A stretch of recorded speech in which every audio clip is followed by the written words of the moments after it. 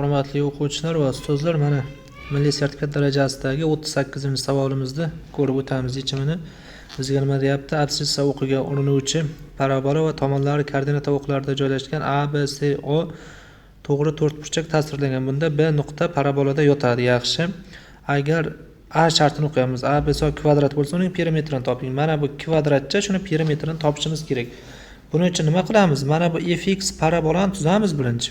Fx parabola A qavs ichida x minus x0 koordinatani kvadrati plus y0 deb olamiz. Demak, mana bu parabola boshlangan nuqta. Bu qarang, qaysi nuqta desa 2 va 0 nuqtada x0 2 ekan. Demak, y shaklida yozsam A qavs ichida x minus 2 ni kvadrati y0 kerak emas, 0 ekan. Yozmaymiz. Endi mana bu nuqta qarang.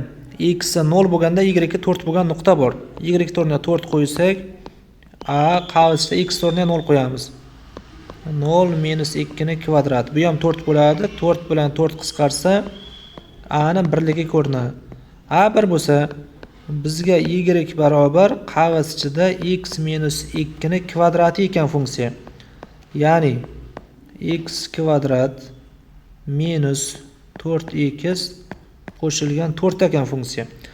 Endi mana bu to'g'ri to'rtburchakka qaytamiz. Qarang. S nuqta x o'qidagi koordinata, A nuqta y o'qidagi koordinata. Bu yerdan qanday jarayon qilamiz biz? Mana bu tomonni biz topsak, O dan C gacha bo'lgan masofani qandaydir kvadrat tomonini ko'proq biz A deb belgilab qo'yamiz, to'g'rimi? A. Ana shunday. Bu A bizda x0. Mana shu koordinata. Mana shu B ning koordinatasi. Bu tomonning koordinatasi y bo'ladimi? Y topish uchun nima qilamiz? X o'rniga A ni olib borib qo'yamiz. Bu tomonning koordinatasi A minus 2 ni kvadrati bo'ladi. A minus 2 ni kvadrati. Yaxshi, kvadrat shu to'g'ri to'rtburchak tomonlarini topdik. Mana men bu yerga chizib qo'yay. Mana bunday to'g'ri to'rtburchak bo'lsa, deylik bu tomon bizga A minus 2 ni kvadrati bo'lsa, bu tomon A. Birinchisida aytayapti, shu kvadrat bo'lsa dedi. Kvadrat bo'lish uchun tomonlar tengmi? Tenglashtiramiz. Ya'ni A kvadrat minus 4 ta A plus 4 nimaga teng? A ga teng. A ni o'tkazdik bu yoqqa.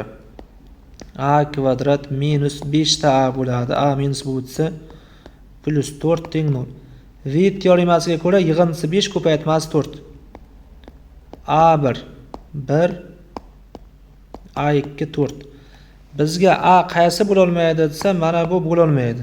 Nima uchun desa, 4 qarang, 2 dan bu tomonda yoki 4 mana tepada. Mana bunday shaklda chizilishi kerak. Bunday bo'la olmaydi. Demak, A1 kvadrat bo'lish uchun kvadrati tomoni 1 ekan. 1 ga 1 bo'lsa, kvadratning perimetrini toping dedi. Kvadrat perimetr qanday bo'ladi? 4 ko'paygan 1 bo'ladi.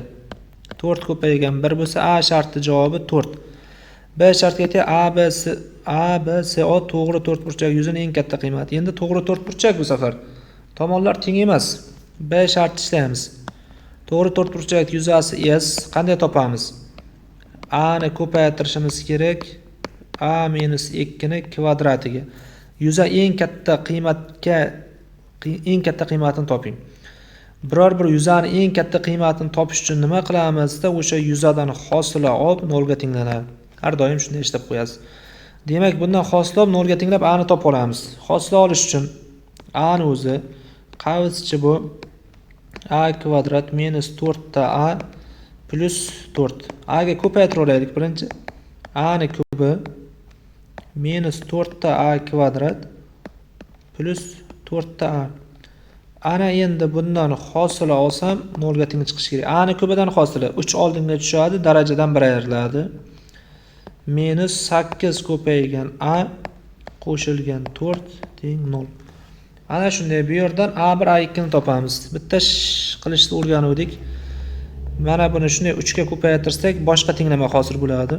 Diskrement qilib o'tirmadik. A kvadrat, ya'ni m kvadrat minus 8 ta m plus 12 teng 0. Buni ildizlari m1 qo'shilgan m2 vidga ko'ra 8, m1 ko'paygan m2 necha? 12. Bu 6 bilan 2.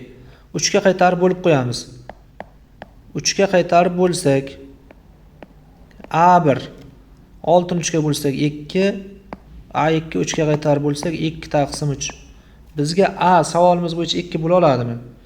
2 bo'la olmaydi. Nima uchunsa 2 mana bu yerda. Demak 2 dan kichik son bo'lishi kerak bu. 2 chiqib ketadi. Bizga to'rtburchagi tomon 2 taqsim 3. Mana bu yerga to'rtburchak chizib qo'yamiz. Mana bu tomoningiz 2 taqsim 3 bo'lsa, bu tomon 2 taqsim 3 minus 2 ni kvadrati. Buni ustiga 3 tadan bersak 6, 2 dan 6 4 minus 4 kvadrat 16 bo'ladimi? 16 taqsim 9. Demak, bitta tomon 2 taqsim 3 bo'lganda, bitta tomon 16 taqsim 9 ekan. 100 ni katta qiymati mana, max qiymati deymiz. 16 taqsim 9 ko'paygan 2 taqsim 3. 16 ga 2 ni ko'paytirasiz. 32 9 kere 7 27 9 kere 3 27. Mana bu 32 bo'ldi teppa. 32 taqsim 27. Mana shunday holatda bu javob 32 taqsim 27. Bu qaysi javob bo'ldi? B javob bo'ldi-da bizga. B javobi nima bo'ldi desa 32 taqsim 27 bo'ldi. Demak bizga A javobimiz 4, B javobimiz 32 taqsim 27. Mana shunday holatda yechim qilib qo'yish kerak bu savolni.